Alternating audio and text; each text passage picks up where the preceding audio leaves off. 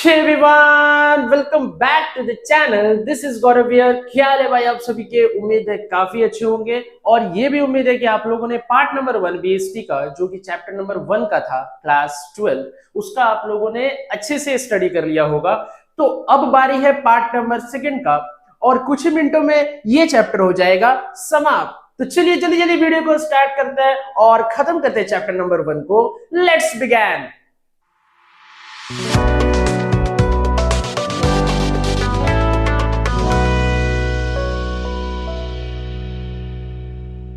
तो बात करेंगे सबसे पहला टॉपिक आज का, क्या है वो? Levels of management.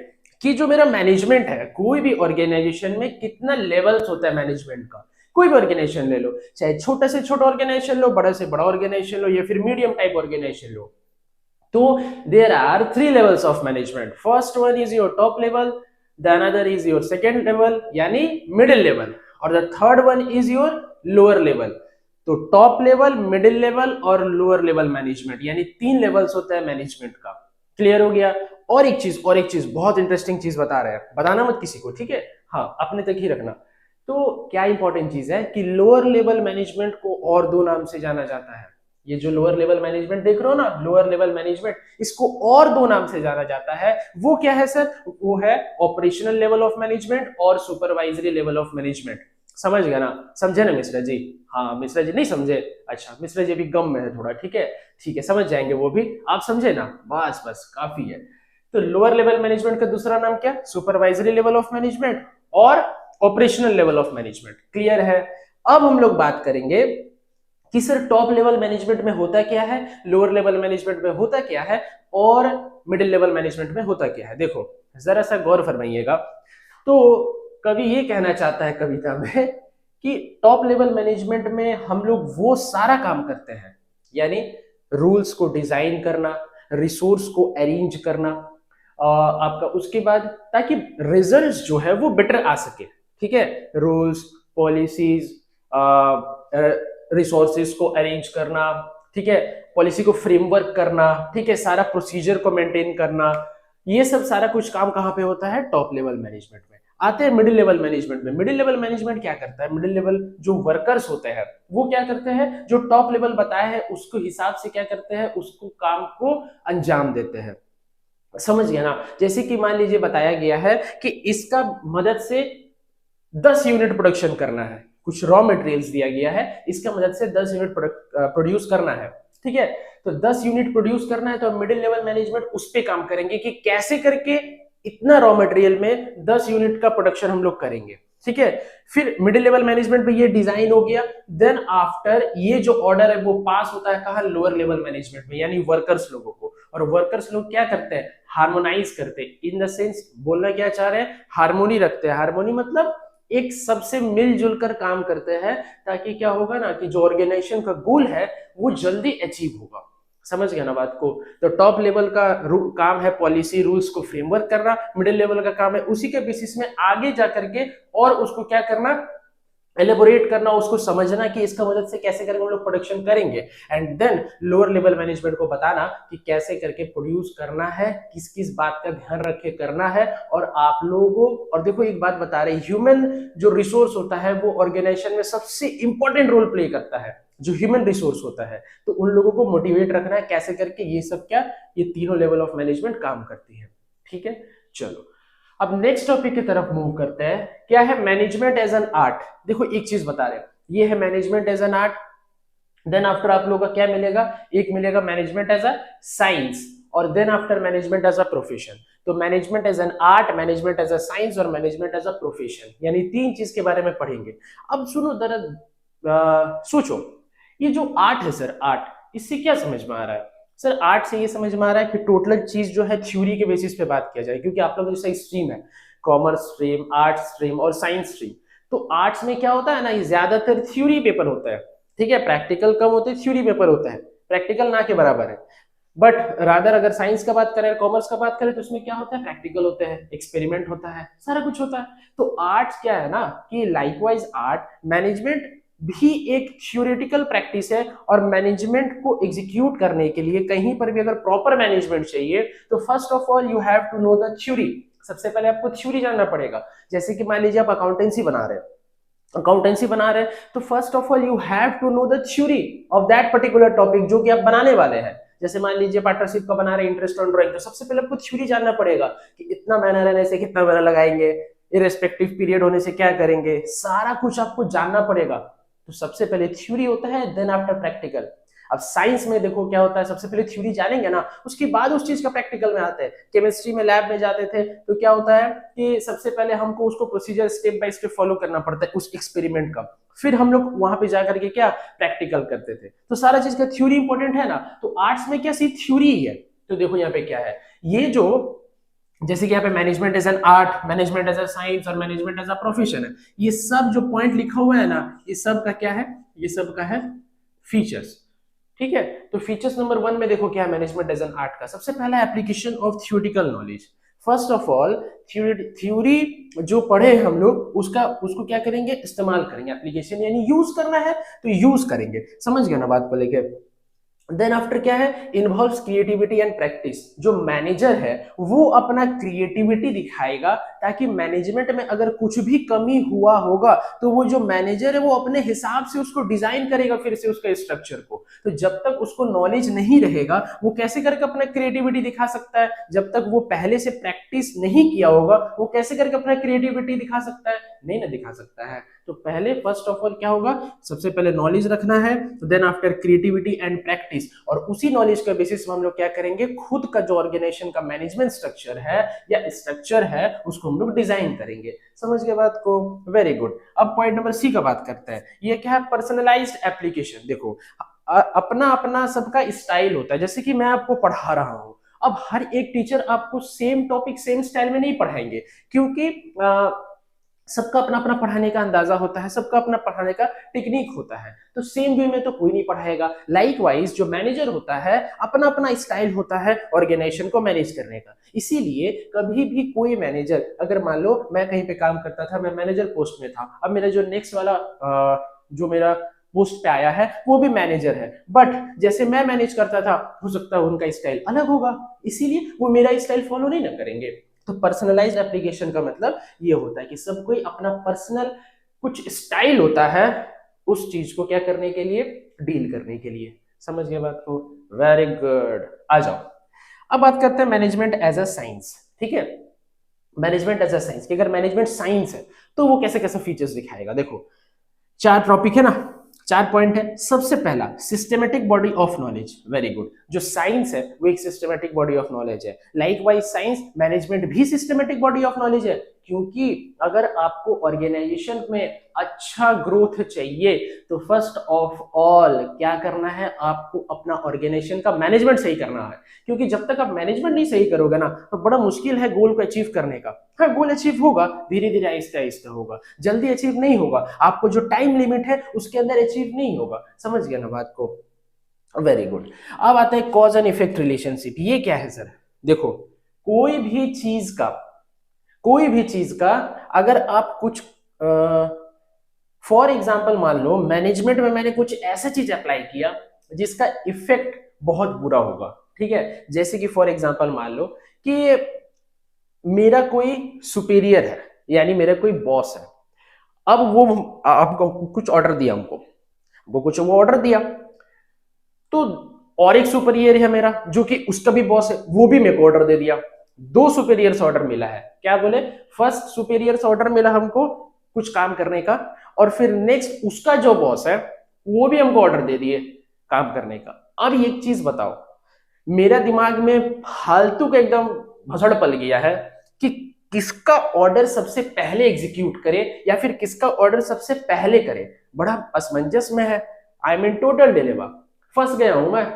तो इससे क्या होता है, ये कॉज एंड इफेक्ट रिलेशनशिप है कि आपका एक कदम कुछ एडवर्स इफेक्ट दिखा सकता है ऑर्गेनाइजेशन में, जिसके वजह से मैनेजमेंट हार्म हो सकता है। समझ गए। और थर्ड नंबर पॉइंट क्या है, देखो डेवलप थ्रू एक्सपेरिमेंट। अच्छा एक चीज बताना, साइंस का कुछ भी थ्योरी होता है क्या ओवरनाइट हो जाता है, यानी कि रात को जगे बस यस हम लोग कर दिखाए, ऐसा है नहीं ना, ऐसा है। तो क्या करना पड़ता है उसको, डेवलपमेंट थ्रू एक्सपेरिमेंट, उसमें एक्सपेरिमेंट किया जाता है, बहुत टाइम लगता है, महीना 2 महीना 3 महीना, कभी कभी साल भी लग जाता है, 1 ईयर भी लग जाता है। तो साइंस एक ऐसा चीज है जिसको हम लोग एक्सपेरिमेंट से डेवलप करते हैं, ना कि थ्रू ऑल क्या बोलते ओवरनाइट। समझ गया? देखो लास्ट क्या है, यूनिवर्सल वैलिडिटी। देखो साइंस का यूनिवर्सल वैलिडिटी है, बट मैनेजमेंट का थ्योरी जो है वो यूनिवर्सल नहीं है। अभी मैंने कुछ देर पहले बताया कि अलग अलग मैनेजर का, यानी कोई अगर मैनेजर है, ठीक है, तो वो अपना अपना स्टाइल फॉलो करता है in order to manage that particular organisation. ठीक है, अपना अपना स्टाइल फॉलो करता है, सबका अपना अपना डिस्टिंक्ट स्टाइल होता है, अलग अलग स्टाइल होता है। तो यूनिवर्सल वैलिडिटी में क्या समझ में आता है सर, कि साइंस के जो प्रिंसिपल्स है उस यूनिवर्सल वैलिडिटी है उसका, ठीक है, वो कहीं भी सेम काम करेगा। बट मैनेजमेंट यूनिवर्सल नहीं है, क्यों? According to the given situation you make adjustment in that management structure. Situation जैसा होगा उस हिसाब से आपको एडजस्टमेंट करना पड़ेगा। इसीलिए मैनेजमेंट क्या है, यूनिवर्सल वैलिडिटी में नहीं आता है, बट साइंस का प्रिंसिपल आता है। समझ गए? ठीक है, तो मैनेजमेंट एज एन आर्ट हो गया, मैनेजमेंट एज अ साइंस हो गया। अब बढ़ते हैं हम लोग आगे की तरफ, मैनेजमेंट एज अ प्रोफेशन। अब ये क्या होता है भैया? देखो प्रोफेशन का मतलब तो समझते हैं, ठीक है, जैसे doctor, teacher, engineer, chartered accountant, cost and management accountant, company secretary, ये सब क्या प्रोफेशन है। ठीक है, तो प्रोफेशन में क्या, तो देखो well defined body of knowledge. सबसे पहला कोई भी प्रोफेशन ले लो, well defined body of knowledge ही होगा। ठीक है, आप सबसे पहले उस प्रोफेशन के बारे में जानोगे, पढ़ोगे, प्रैक्टिस करोगे, देन आप किसी को क्या कर सकते हो, नॉलेज दे सकते हो। जैसे टीचर, कोई टीचर है वो सबसे पहले पढ़ा है, खुद एक्सपेरिमेंट किया है, बच्चों को समझाया है, देन आफ्टर वो एक्सपीरियंस हुआ है ना। ऐसे एक ही रात में तो नहीं हुआ हुआ, तो उसको टाइम लगा होगा, तो वो well defined body of knowledge है। समझ गया? सेकंड क्या है, रेस्ट्रिक्टेड एंट्री। अब हर कोई व्यक्ति हर एक फील्ड में अच्छा नहीं हो सकता है। ठीक है, हर एक कोई टीचर बन सकता है नहीं ना, हर एक कोई सीए बनेगा नहीं ना, तो सबका अपना अपना फील्ड है और सबका अपना अपना उस फील्ड में एक्सपीरियंस है, तो जिसको जिस फील्ड में इंटरेस्ट है वो उस फील्ड में जाएगा। ठीक है, आते हैं पॉइंट नंबर सी में, क्या, प्रोफेशनल एसोसिएशन। देखो बहुत सारा ऐसा प्रोफेशनल एसोसिएशन है, जैसे एआईएमए, ठीक है, तो ये बहुत सारा ऐसा प्रोफेशनल एसोसिएशन है जो कि क्या करता है कि प्रोफेशनल को मैनेज करता है। जो भी उस एसोसिएशन के मेंबर है उसको मैनेज करके चलता है, उसको बताता है, ये बताता है कि कैसे करके आप काम करोगे, कैसे करके आउटपुट अच्छा होगा, आप लोग डिजायर्ड रिजल्ट तक पहुंच सकते हो, अचीव कर सकते हो। तो बहुत सारा ऐसा प्रोफेशनल एसोसिएशन है जो कि प्रोफेशनल्स को मैनेज करके चलता है। क्लियर है?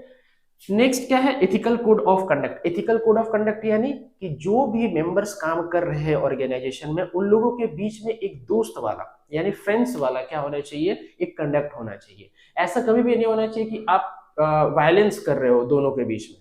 ठीक है, मान लो कि मैं एक पोस्ट में हूं और सेम पोस्ट में और एक कोई व्यक्ति है, अब वो मेरे से आगे है कोई काम में, तो अब मैं उसके साथ झगड़ा नहीं कर सकता। ठीक है, क्योंकि उससे हमको सीखना पड़ेगा, क्योंकि हो सकता है वो हमसे ज्यादा एक्सपीरियंस है उस काम को लेकर के, बट मैं नहीं हूं, तो उसको सीखना पड़ेगा, ना कि हम लोग झगड़ने बैठ जाए। ठीक है, तो इथिकल कोड ऑफ कंडक्ट मतलब सारा कुछ ढंग से होना चाहिए, स्ट्रक्चर्ड वे में होना चाहिए। इससे क्या होगा कि आप लोग जो डिजायर्ड रिजल्ट्स आप लोग सोच रहे हो, जो आप लोग का ऑब्जेक्टिव्स है, वहां तक आप लोग पहुंच सकते हो, और पहुंच सकते हो क्या, उसको अचीव भी कर सकते हो। समझ गया ना? तो वेरी गुड। लास्ट पॉइंट क्या है, देखो सर्विस मोटिव। कोई भी ऑर्गेनाइजेशन का मेन मोटिव क्या होता है बताओ तो, अपना क्लाइंट का, अपने क्लाइंट को खुश करना, जो भी वो डिमांड कर रहा है अकॉर्डिंगली उसको वो चीज देना। जैसे कि अगर हम लोग डिमांड कर रहे हैं कि अच्छा सामान चाहिए एट रीजनेबल प्राइस, तो हम लोगों को ऑर्गेनाइजेशन को देना पड़ेगा, हम लोगों को देना पड़ेगा ऑर्गेनाइजेशन को क्या, supply quality product at reasonable price. समझ गए? तो सर्विस मोटिव होता है, जो क्लाइंट डिमांड कर रहा है उस हिसाब से हम लोग क्या करेंगे, उसको फिर प्रोवाइड करवाएंगे, चाहे सर्विस हो चाहे या फिर गुड्स हो। क्लियर है? चलो बात करते हैं अब नेक्स्ट टॉपिक है क्या, कोऑर्डिनेशन। अब ये क्या होता है, तो मीनिंग ऑफ कोऑर्डिनेशन क्या होता है कि coordination is the integration, synchronization और orderly management of group efforts. ठीक है, कोऑर्डिनेशन तभी आएगा जब सब कोई मिल करके एक साथ काम करेगा। देखो बताया ना, coordination is the integration, synchronization और orderly management of group efforts. First of all you have to understand कि जब तक ग्रुप एफर्ट्स नहीं होगा तब तक कोई भी ऑर्गेनाइजेशन में कोऑर्डिनेशन नहीं आ सकता है। To provide unity of action. Unity of action मतलब सारा का एक्शन एक ही होगा। One unit means one plan. एक यूनिट का मतलब एक ही प्लान होगा, एक ही तरफ सब कोई काम करेंगे। Directed towards the accomplishment of common objective. और ये क्या डायरेक्शन, कहां तक डायरेक्शन कौन सा बताएंगे कि जो हम लोग का ऑब्जेक्टिव है वो सबका कॉमन है और उसी की तरफ हम लोग क्या कर रहे हैं, काम कर रहे हैं। समझ गए ना। तो मेन चीज पता है, कोऑर्डिनेशन को समझने के लिए क्या चाहिए, ग्रुप एफर्ट चाहिए। ठीक है, अगर आपके पास ग्रुप एफर्ट नहीं है, अगर आपको ऑर्गेनाइजेशन में सब कोई लोग अपना अपना हिसाब से काम कर रहा है, तो मैं श्योरिटी देता हूं आप लोग ऑर्गेनाइजेशन कभी ग्रो नहीं कर सकता है। व्हाई? बिकॉज ग्रुप एफर्ट नहीं है, सब कोई अपना अपना चीज में मगन है। ठीक है, आ जाओ फीचर्स का बात करते हैं। तो कोऑर्डिनेशन का फीचर नंबर 1 है परवेसिव। ये परवेसिव मैंने पिछली वीडियो में बताया था फीचर्स ऑफ मैनेजमेंट में।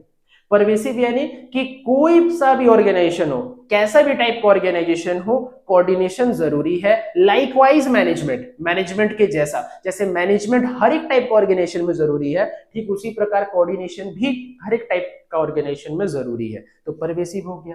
नेक्स्ट है क्या, इंटीग्रेटेड ग्रुप एफर्ट। अभी मैंने बताया ना कि जब तक ग्रुप एफर्ट नहीं होगा ना, तब तक आप लोग अपना डिजायर्ड रिजल्ट तक नहीं पहुंच सकते, और ना ही चीज क्या सही हो सकती है। चीजें सही होंगी तभी जाकर के आप क्या डिजायर्ड रिजल्ट तक पहुंच सकते हैं। और कोऑर्डिनेशन आएगा तो किसका मदद से आएगा, ग्रुप एफर्ट्स का मदद से। समझ गया ना बात को लेके, वेरी गुड। नेक्स्ट क्या है, कंटिन्यूअस। कंटिन्यूअस का मतलब क्या होता है कि जो कोऑर्डिनेशन है वो कंटिन्यूअस प्रोसेस है, वो कभी रुकने वाला प्रोसेस नहीं है। डे टू डे एक्टिविटीज में क्या चाहिए, कोऑर्डिनेशन चाहिए। ठीक है, अब जैसे कोई दोस्त पढ़ रहा है, हम और कोई एक दोस्त पढ़ रहा है मान लो, ठीक है, अब उसका कुछ अकाउंटेंसी में कुछ प्रॉब्लम आ गया है, मैं उसको हेल्प नहीं करूंगा, करूंगा ना। तो जब तक कोऑर्डिनेशन नहीं होगा, अब मान लो मेरे को कोई दूसरा दिन हमको कोई दिक्कत आ गया, वो मदद नहीं करेगा, करेगा ना। तो जब तक कोऑर्डिनेशन नहीं होगा ना, तब तक दोनों दोस्त क्या हो सकता है, आगे नहीं बढ़ सकता। वो लोग बस लड़ते झगड़ते रह जाएगा। ठीक है, तुम में से ज्यादा परसेंट ले आया, तुम में से ज्यादा परसेंट ले आया। ठीक है, चलो यूनिटी ऑफ एक्शन अभी बताया। यूनिटी ऑफ एक्शन कहां चला गया, हाँ, यूनिटी ऑफ एक्शन। ठीक है, यानी सबका एक्शन सेम होना चाहिए। एक्शन यानी जो वो काम कर रहे हैं, सबका एक्टिविटी एक्शन सेम होना चाहिए, तभी जा करके क्या होगा, जो ऑर्गेनाइजेशन का गोल है वो अचीव होगा। ठीक है, वेरी गुड। इंपॉर्टेंस, अब ये क्या है, देखो लास्ट टॉपिक है इस चैप्टर का। सबसे पहला है ग्रोथ। अगर बेटर कोऑर्डिनेशन होगा ना, बेटर कोऑर्डिनेशन होगा, मैं गारंटी कहता हूं आपका ऑर्गेनाइजेशन का ग्रोथ होने से कोई नहीं रोक सकता है। अगर बेटर कोऑर्डिनेशन होगा तो, कंडीशन है तो बता रहे हैं, तो अगर अच्छा से कोऑर्डिनेशन होगा, सारा एम्प्लॉय एक ही तरफ काम करेंगे, एक ही डायरेक्शन में काम करेंगे, तो ऑर्गेनाइजेशन का ग्रोथ होना निश्चित है। ठीक है, सेकेंड पॉइंट क्या है, फंक्शनल डिफरेंशिएशन। देखो there are various types of departments in a particular organisation, just like sales department, finance department, purchase department, transport department, बहुत सारा डिपार्टमेंट होता है एक ऑर्गेनाइजेशन में। तो सारा डिपार्टमेंट में क्या होना चाहिए, कोऑर्डिनेशन होना चाहिए। अब मान लो सेल्स डिपार्टमेंट बोल रहा है परचेज डिपार्टमेंट को कि हम तुमको इन्फॉर्मेशन नहीं देंगे कि हम कितना बेच रहे हैं, और परचेज डिपार्टमेंट बोल रहा है फाइनेंस डिपार्टमेंट को कि हम तुमको इन्फॉर्मेशन नहीं देंगे सारा कुछ फाइनेंस रिलेटेड प्रॉब्लम का, कि क्या दिक्कत हो रहा है या कितना पैसा आ रहा है। तो गलत है ना ये। नहीं तो फिर जो उसका ओनर होगा उसके पास इंफॉर्मेशन पहुंचेगा ही नहीं, पहुंचेगा लेकिन सटीक इंफॉर्मेशन नहीं पहुंचेगा, राइट इंफॉर्मेशन नहीं पहुंचेगा। और जब राइट इंफॉर्मेशन नहीं पहुंचेगा तो जो ओनर है वो क्या करेंगे, गलत डिसीजन ले लेंगे। समझ गया ना। तो ये है फंक्शनल डिफरेंशिएशन, कि अलग अलग डिपार्टमेंट का अपना अपना मैनेजर होता है, और वो सारा मैनेजर का ये रिस्पॉन्सिबिलिटी होता है कि अपना डिपार्टमेंट को हम क्या ठीक तरह से क्या करें, वेरी गुड, ठीक तरह से चलाए। ठीक है, last one is your specialisation. अगर कोऑर्डिनेशन अच्छे ढंग से चाहिए ना, तो स्पेशलाइज्ड लोगों को अपॉइंट करना है, ना कि क्या ऐसा कोई व्यक्ति को अपॉइंट नहीं करना है जो कि स्पेशलाइज नहीं हो इस चीज में। सबसे पहला स्पेशलाइजेशन पे ध्यान देना है, कि सबसे पहला हमको ये चीज करना है कि जो भी एम्प्लॉय अपॉइंट कर रहे हैं, मैनेजर अपॉइंट कर रहे हैं, वो स्पेशलाइज होना चाहिए इस टॉपिक को लेकर के, इस ऑर्गेनाइजेशन को लेकर के, या फिर इस डिपार्टमेंट को लेकर के। जैसे सेल्स डिपार्टमेंट है, तो हो सकता है वो कभी सेल्स मैनेजर जैसा काम किया होगा, तभी जाकर के उसको मैनेजर पोस्ट में हम क्या कर सकते हैं, अपॉइंट करवा सकते हैं, क्योंकि वो एक्सपीरियंस है, वो स्पेशलाइज है। कुछ भी वायोलेशन होगा, कुछ भी अगर झगड़ा हुआ एम्प्लॉय के बीच में, तो वो क्या कर सकता है, संभाल सकता है। ठीक है, तो आई होप आप लोगों को ये चैप्टर नंबर 1 क्लियर हो गया होगा। अब नेक्स्ट वीडियो में हम लोग क्या बात करेंगे, चैप्टर नंबर 2 का, जो कि मेरा होने वाला है बीएसटी का, principles of management. Till then bye bye, wish you all the very best, keep growing and keep learning, do subscribe my channel and like this video.